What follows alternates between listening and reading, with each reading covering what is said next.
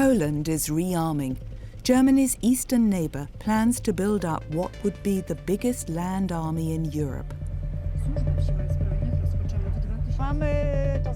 We feel the support of our soldiers, and we know that in an emergency they will defend us. Poland is a frontline state. The war in Ukraine is a lot closer here than in Germany. We were really scared. We wondered if the war was now coming to us as well.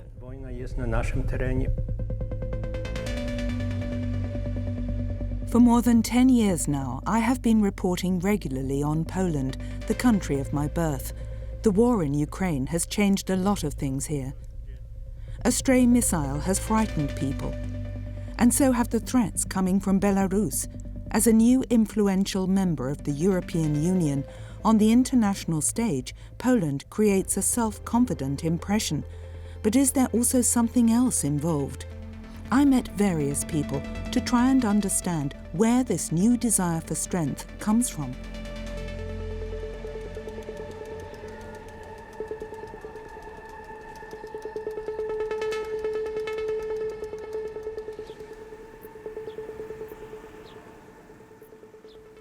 I'm travelling in southeastern Poland, near the border with Ukraine. In 1989, when I was born, Poland was still part of the Soviet sphere of influence. Today, this is where the outer border of the European Union and also of NATO runs.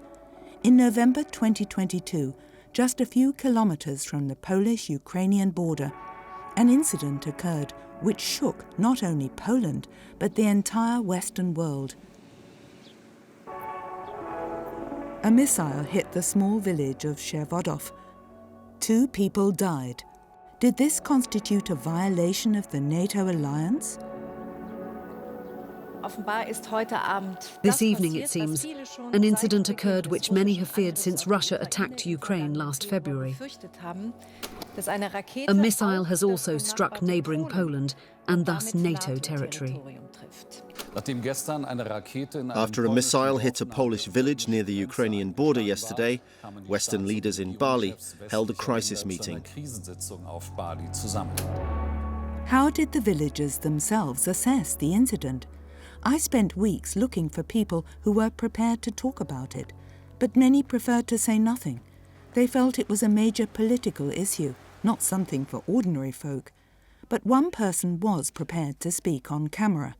Henryk Kowalczuk, the head of the fire brigade in the province where SherVy is located.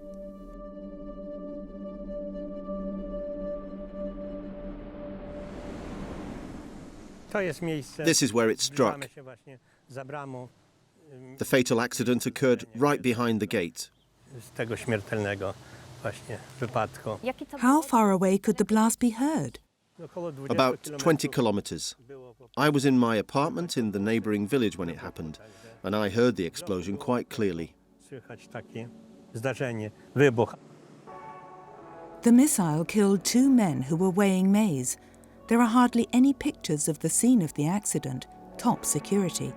But the Polish police did release this photo showing a large crater. At the time, Henryk Kowalczuk and his fire brigade colleagues were called out. They cordoned off the whole area. Now, nearly a year later, all signs of the damage have disappeared. Just 2 grave lanterns are a reminder of what happened here. There are houses all around. It's a miracle they suffered hardly any damage. Occupants tell of a missile flying through the air and of windows blown out by the pressure wave. But hardly anyone was prepared to talk on camera. The impression I got was that nobody wanted to say the wrong thing. He's frightened, but he would like to say something because he was nearby when it happened. There was this deafening bang. The earth shook. Przewodów was completely enveloped in a black cloud. At first I thought there had been some kind of explosion in a grain silo, but there is no gas in there. The day after the incident, the Polish president explained that a stray Soviet-built Ukrainian defensive missile had hit SherVy. A tragic accident, he said. Everyone here is scared. We're so close. I always say that if Putin makes a mistake, maybe he'll shoot us as well. He tries to make a joke of it. What else can they do?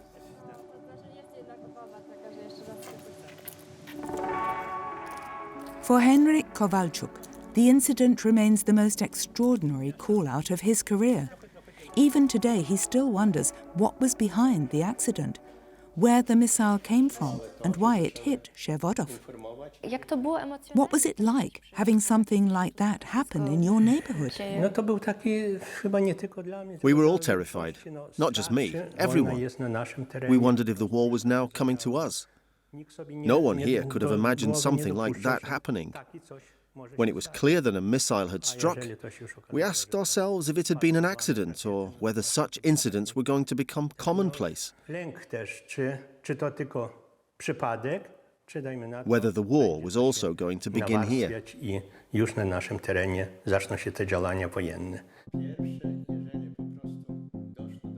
It's a concern he and the people of SherVy share with many Poles. In July 2023, 73% said that war in Ukraine also threatened Polish security.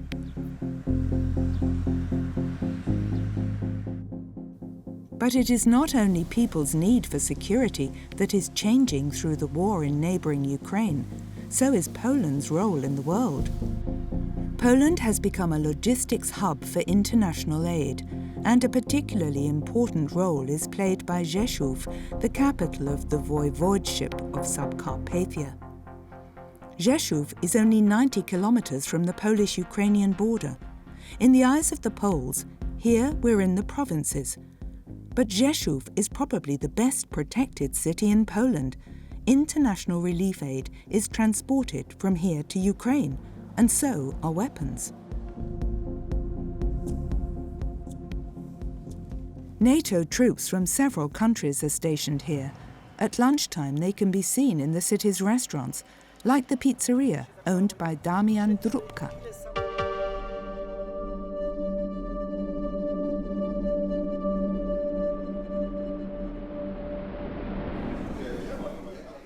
Darian and his restaurant have become quite well known in Poland because of a visit paid by a prominent guest from the United States. Our pizzeria became famous because we delivered a pizza to American President Joe Biden. Since then, this type of pizza has appeared on our menu as Spicy Joe. Now lots of people come here to enjoy a Spicy Joe. An American president paying a visit to provincial Poland was an absolute sensation for many people here, including Damian's 15-year-old son, Maximilian. I'd never have thought that a region like Subcarpathia would ever experience something like a visit by the President of the United States, or that US troops would one day be stationed here. Now, there's a lot happening at our airport. Arms arrive and are transported on. My grandma lives near the airport, and whenever I visit her, I see the military equipment, machine guns, various tanks, and other military vehicles. The provincial airport has become a kind of new Ramstein. Damian is taking us there so we can see for ourselves what it's like. On the right, he says, there's a big parking area, but it's screened off.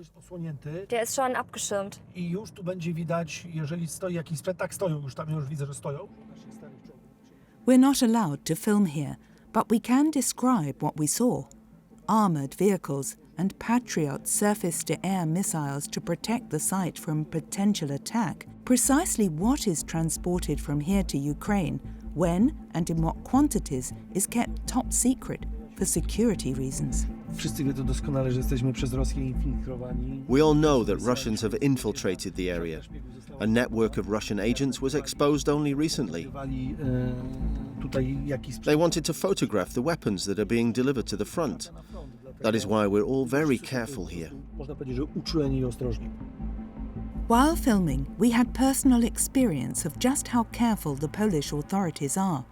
We'd arranged with a press spokesman that we'd be able to shoot in front of the terminal at the small local airport, but even so, we were interrupted. We had started to film when two policemen appeared and wanted to arrest us. The shoot, they claimed, had not been approved. It shows how tight security here is.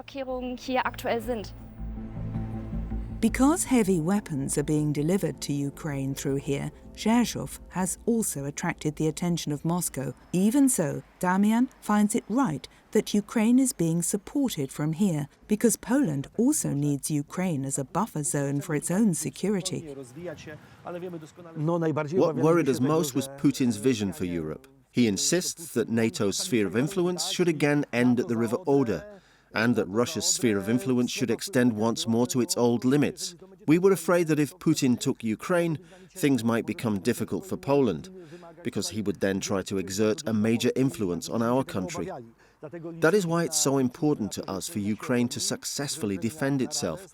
It's also why we have sent so much weaponry and taken in so many refugees. The Ukrainians are our neighbours. We just had to do it. Virtually no other country has taken in as many Ukrainians as Poland. There is also close cooperation in other areas, like commerce, where numerous links existed even before the war.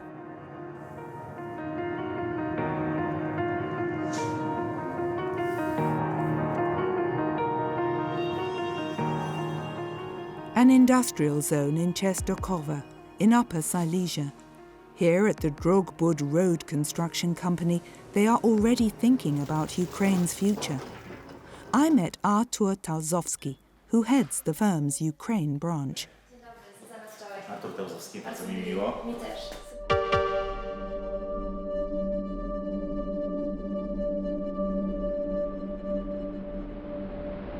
Artur Talzowski normally works in Lviv in western Ukraine. In summer 2023, Drogbud was the only construction company that was still building roads in Ukraine.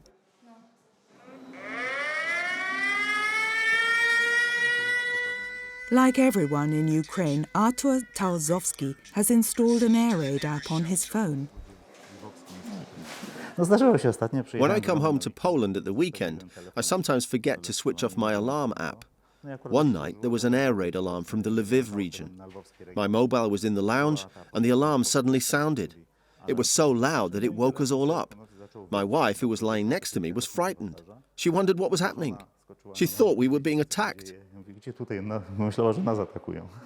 Drogbud is one example of Polish commercial success after the end of communism. In the 1990s, road construction firms had plenty to do in Poland. The country's roads were in a poor state. There were no motorways. When the firm began doing business in Ukraine in 2016, it wanted to repeat the success it had enjoyed in Poland. Ukraine had tremendous potential. Hundreds of thousands of kilometers of road needed rebuilding. The infrastructure was in such a terrible state that it normally took over 3 hours to travel 100 kilometers. Like it used to in Poland. Exactly. We had gained experience on the Polish market. It gave us the necessary confidence to open up an operation in Ukraine.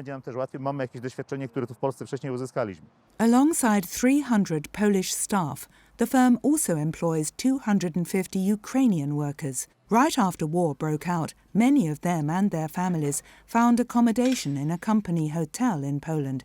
Since then, working conditions in the construction industry have deteriorated massively. Building materials are getting increasingly expensive.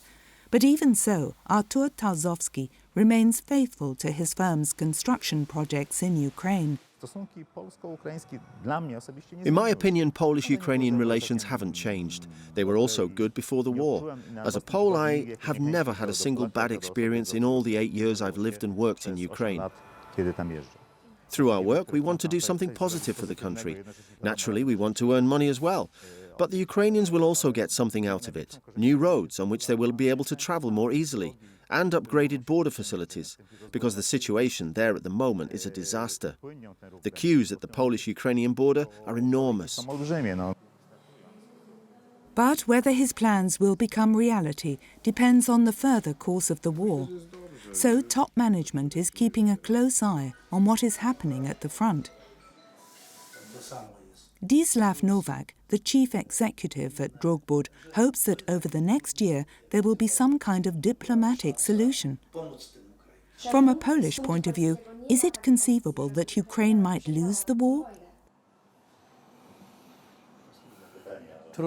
That's a difficult question. We daren't even consider it. We daren't. There's a war in Ukraine, and in war many people die. I don't know how it will end. When Russia is involved, Russia isn't interested in peace. Russia only wants further conflict.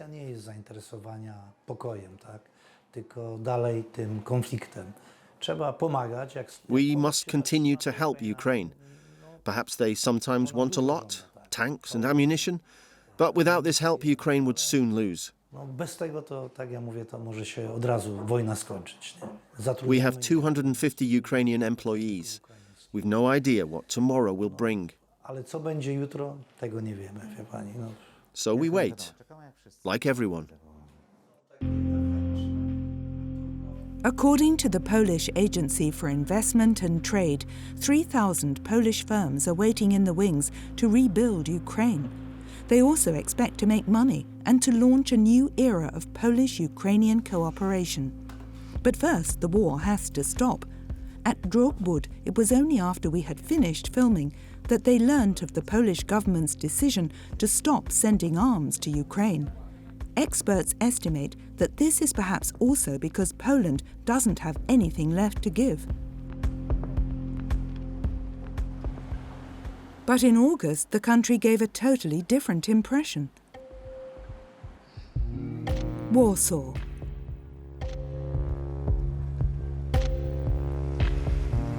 I'm on my way to a big military parade on Polish Armed Forces Day. It will be the biggest parade in more than 30 years, since the end of communism, in fact. Poland has been rearming, especially since the start of the war in Ukraine. This year, defence expenditure has risen to around 4% of the country's gross national product. No NATO country invests more. The aim, according to the government, is deterrence. Over loudspeakers, I hear a trailer. It sounds like a cinema film is being produced.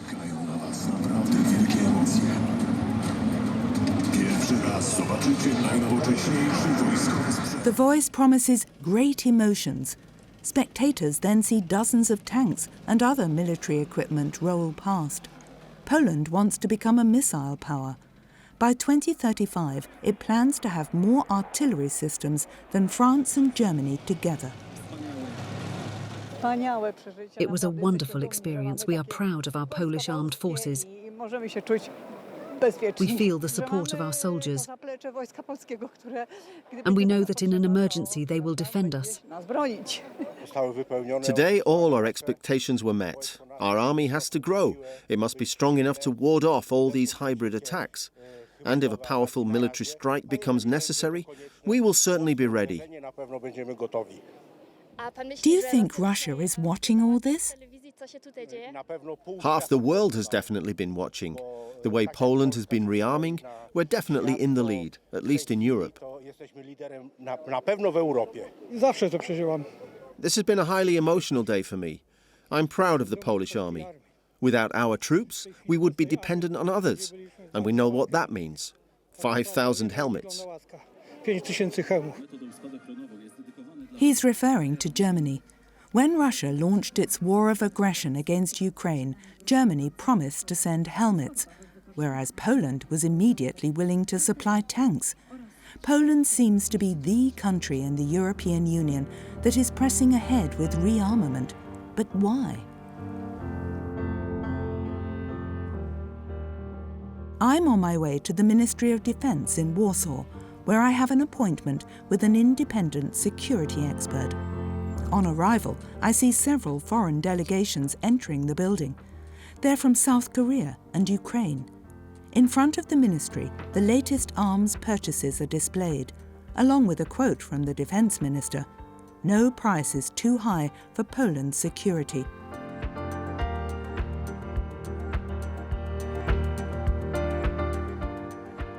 In summer 2023, an election campaign was underway in Poland.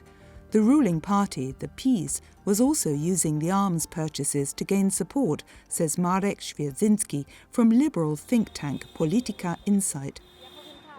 In October there'll be a general election in Poland, so it's not surprising that in the run-up, those in power will show one area of their work that has tangible, positive effects. I'm talking about arms purchases. After all, the new equipment is clearly visible. Rearmament is generally well received in Poland, especially as surveys have shown by supporters of the ruling PiS. Politicians and defence experts merely argue about the approach and the high cost involved, and for many it's not clear who will operate the new weapons. The government also plans to extend the Polish army to 300,000 troops. According to the Ministry of Defence, the current strength is around 180,000. But it must be clear to everyone that the ministry engages in, let's say, creative bookkeeping. Its figures include everyone who in any way wears military uniform, like cadets at military school and those still in training. So I would treat these figures with great care. However, we are in the process of building up the army. But I'm not sure whether the figure of 300,000 troops is actually realistic. I don't know.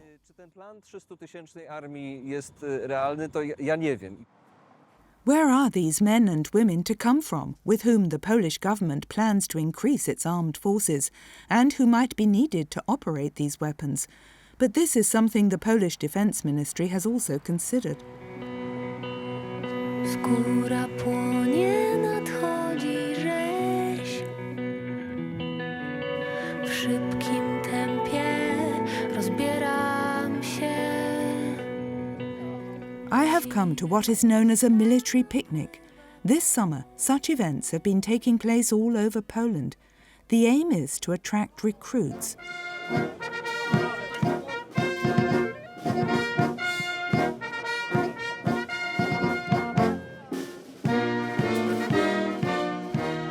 In Poland, conscription was abolished 15 years ago. Here I met several people who would like to see it reintroduced, like Tomek, a joiner from Warsaw. At one time he also did military service. If war breaks out, then at least you have some expertise. You don't find yourself being given a gun and have no idea what to do with it. I think everyone, in every country, should do military training. It should be mandatory. You never know what can happen. Look at Ukraine. Putin never said what he had planned. He just went and attacked. He wouldn't object, he said, if his son one day decided to have a career in the armed forces. And Tomek isn't the only visitor to the picnic who thinks like that.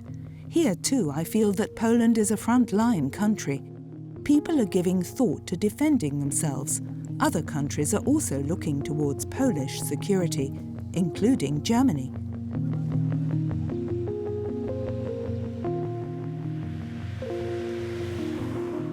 I'm on my way to Zamos in southeastern Poland. Its historic old town was added to the UNESCO World Heritage List and is a big tourist attraction. Since the start of the year, it has also been under the protection of 300 members of the German armed forces. I'm being taken by the German military to a secret location outside the town. 3 Patriot missile sites have been established at Zamos. A reaction to the stray rocket that hit SherVy. The officer in charge is Colonel Jan Henryk Suchot.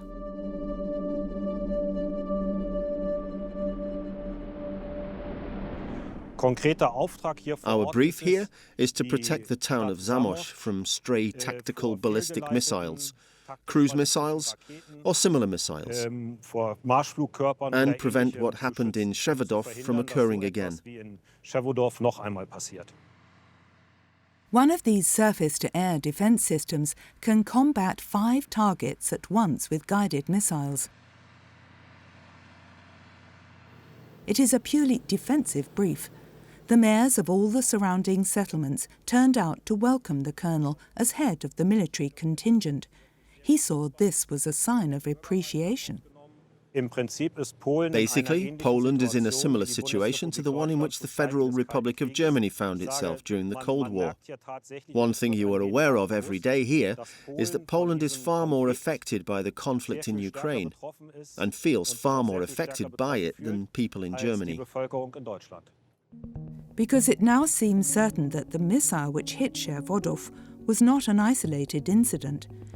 In April, a man walking through the woods near Bydgoszcz, in central Poland, found parts of a Russian missile. It is believed to have come down as long ago as last December. The Polish authorities are now investigating. So far, the government and the military have not released any information.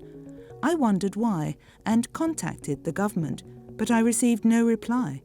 Where Polish security is involved, silence is paramount.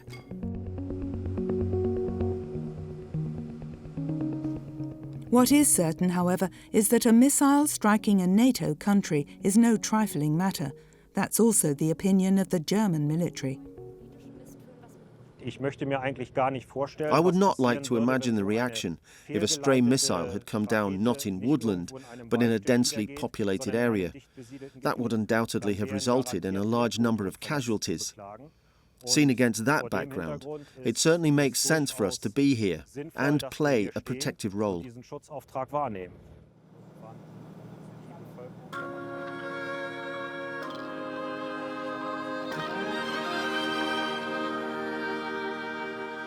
Polish concern about possible attacks is so great because in recent years people here have built up something.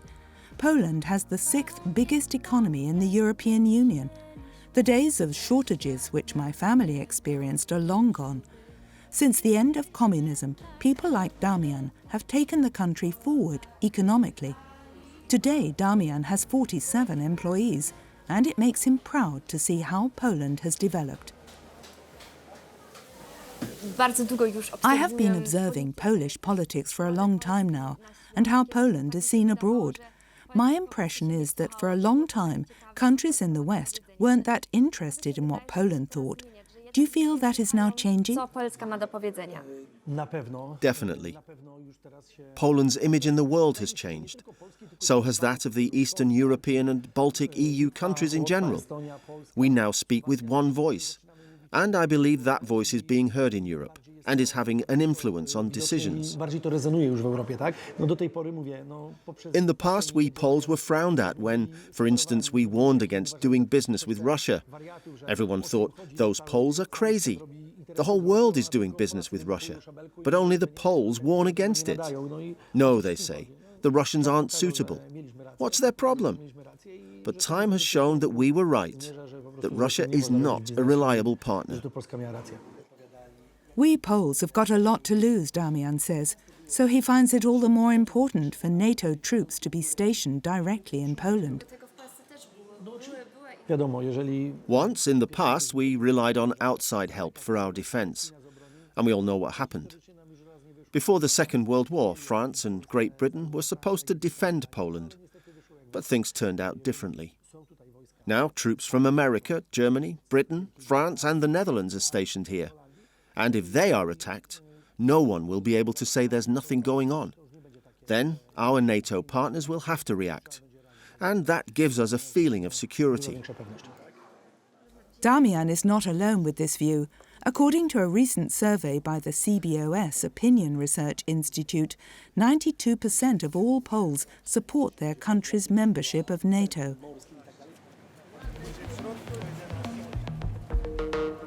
But there are threats even NATO troops can't protect Poland from. While we were filming this report, several incidents occurred which caused concern.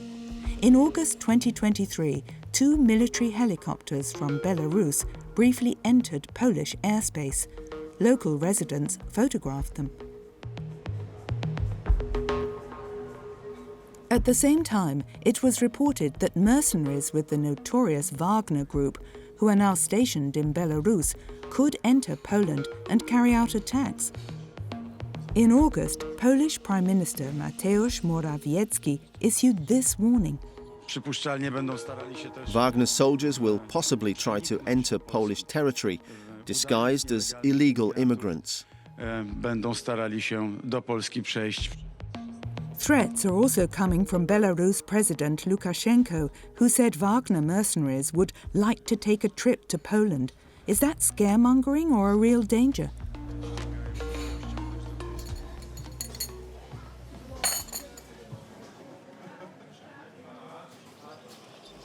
I want to know what people in SherVy think about recent events. Henryk Kowalczuk, the head of the voluntary fire brigade, has invited me to the home of his mother-in-law. This is where his family spend their weekends. This looks a bit like a bunker, but I'm told it's just the cellar.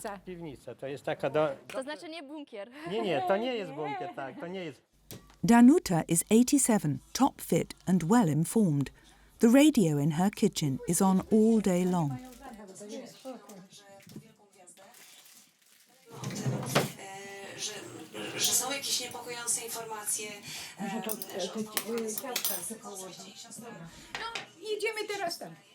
Danuta even experienced the Second World War. What she now hears in the media worries her. These Wagner people are just thugs. They can disguise themselves as migrants at any time and come over to us. We're glad to have so many of our troops on the border now. We watch TV every day and read newspapers, so we know what's going on. We're happy to know that so many countries support Poland and, in an emergency, would defend us. But we also say our prayers because our greatest help comes from on high. Danuta mainly watches national television, especially TVP, which mainly broadcasts the government's views. But Henryk, her son-in-law, draws his information from various sources, and he has lots of questions. Because of these incidents, first the one here in SherVy, then the missile in Bydgoszcz, and then the helicopters from Belarus, I'm worried that our defense structure might be lacking something. It seems that Polish military radar failed to spot the helicopters from Belarus because they were flying so low. But how could that happen? And why was the government's response so hesitant and the information it released so sparse? Questions like these worry Henryk. Do you feel protected or not? We do feel protected because we have so many troops on the border. We trust our government. We believe it, but at the same time we are concerned because certain things are happening even though the government tells us that every centimetre of our territory is protected. They just didn't expect Belarus to do something like that.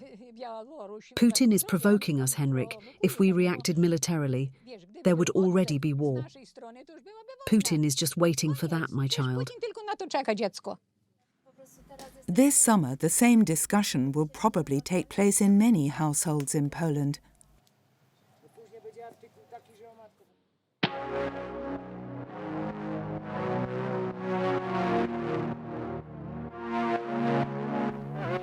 I want to know for certain, so I'm travelling back to Warsaw, where I have another appointment with defence expert Marek Świerczynski. How does he see Poland's security? Naturally, incidents like a missile strike can happen. But I also see that the other side has a certain respect for NATO's firepower. And if Putin has this respect, then it will be all the greater in Lukashenko's case.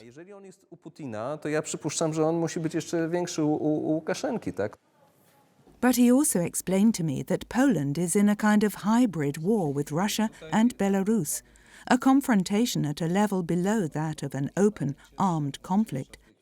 The government, Świerczynski said, is trying to find answers to this, but in his view, its room for negotiation is limited. Poland has moved several army units to its border with Belarus. This proves that the government has its eye on the situation. If it comes to the worst, it will be in a position to act. Unfortunately, we have to react to this highly aggressive and potentially dangerous maneuver.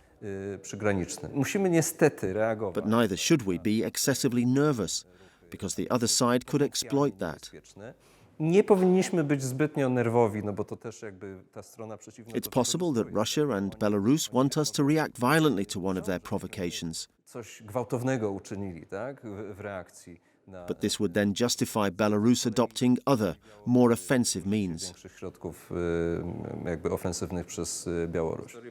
So it's a case of keeping calm in geopolitically difficult times for Poland.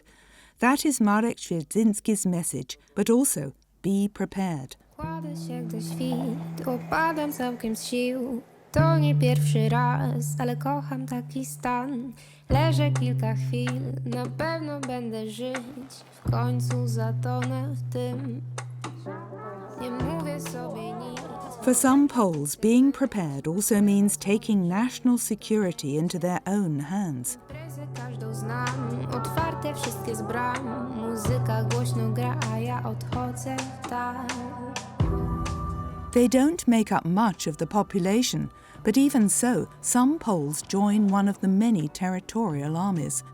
This sub-branch of the Polish armed forces has only existed since 2017. A military training area north of Poznan.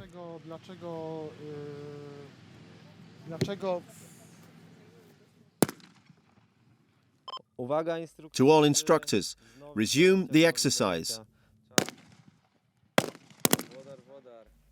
Holidaying with the Territorial Army is the name of the program we're visiting today.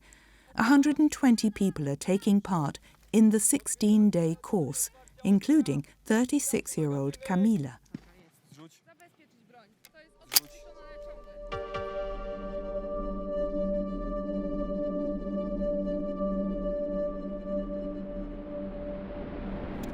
Today is day 4 of the training course.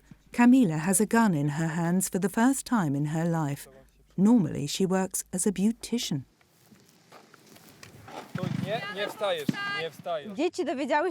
Everyone was surprised when I came here. My husband and my children only found out after I'd already arrived. The children ring me up every day and say, "Mum, switch on the camera." Everyone thinks what I'm doing here is incredible. They know me as a beautician, and that doesn't exactly fit in with soldiering. I work sitting down. For 15 years I've been sitting at a desk and doing people's nails. Here, I never stop running. That really was a shock for me.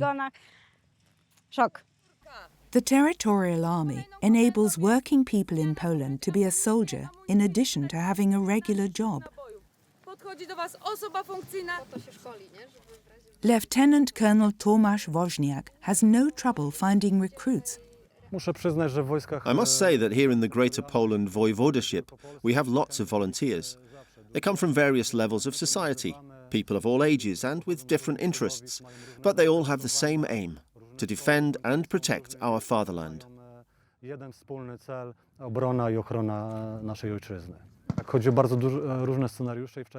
Here we prepare for many different scenarios, from natural disasters right through to armed conflict. On this occasion we are teaching recruits the basics, but military training always has top priority.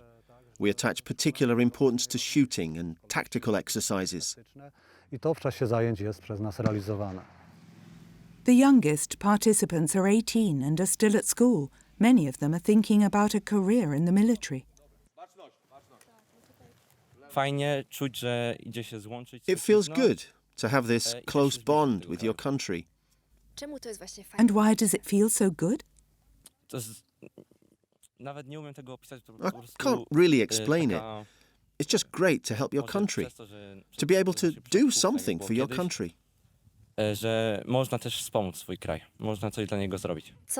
What do your parents say? They're really happy. My father works abroad and he's delighted. He only served for a very short time. They're all glad that I'm here. I wanted to know how far their decision had been influenced by the war in Ukraine. I tried to put the question several times, but the new recruits were forbidden to answer. Those are the rules, a press spokeswoman told me. People in uniform are no longer allowed to make political statements. Co pani myśli? Przedtem pani jeszcze tego nie? Pani też nie, jak na osobiste takie zdanie? All Kamila could tell me is that she is aware of all the possible consequences of her decision. First and foremost, it's about protecting my country. I am fully aware of the worst that could happen to me. I knew that the moment I came through the gate. And you're taking part here, even though you know what that could mean? Że pani I tak to zrobi, tak? Yes, and I'm prepared to accept it. She admits to being scared, but that's unimportant, Kamila says. In a crisis, she will be ready to do her duty.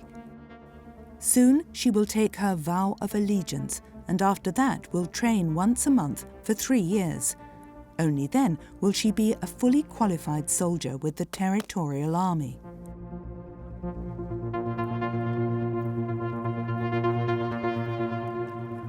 In these summer months, the war in neighbouring Ukraine often seems far away.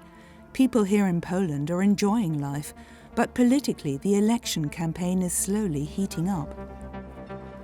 The Nationalist Peace Party warns of illegal immigrants and of Germany. For example, it posts clips warning of Poland being sold out to Germany should its rival, Donald Tusk, be elected. And there is even discord between Poland and Ukraine. For the first time, Poland is unwilling, or indeed unable, to supply more weapons. So what will happen after the election? Will Poland remain a reliable partner for Ukraine and for NATO? I have come back to Rzeszów to meet Darian again. What are his views on all this? Teraz będą wybory. Soon there will be a general election in Poland. Do you think that the result will make any difference to the country's defence strategy and its arms purchases? Że obojętny jaki rząd będzie, że to będą tak dalej prowadzić? At the moment, I don't think it'll make any difference which party wins. Where the welfare of the state and our main aim of being strong are concerned, no one is going to make any waves. Society would never permit it, because everyone can see what's involved. We all know that we have to rearm, that we must never let ourselves be surprised. Każdy sobie zdaje z tego sprawę, że musimy po prostu się uzbroić i nie dać się, jak to się mówi, zaskoczyć. Tak? We know full well from history what it was like when we were occupied and other countries divided up Poland between them. We treasure our freedom, and we will all work to prevent a situation like that ever occurring again. The role Darian sees for Poland is that of an economically and militarily powerful buffer state protecting the eastern border of the EU and NATO. On my travels through the land of my birth, it has become clear to me that Poland is making a great effort to become a strong country. And that is also important to us in Germany, because as a neighbour of Ukraine, Poland has become a central element in the security of Europe. At the same time, the people of Poland realise that they're also dependent on partners, on NATO. The new Poland is more self-confident, but also more vulnerable.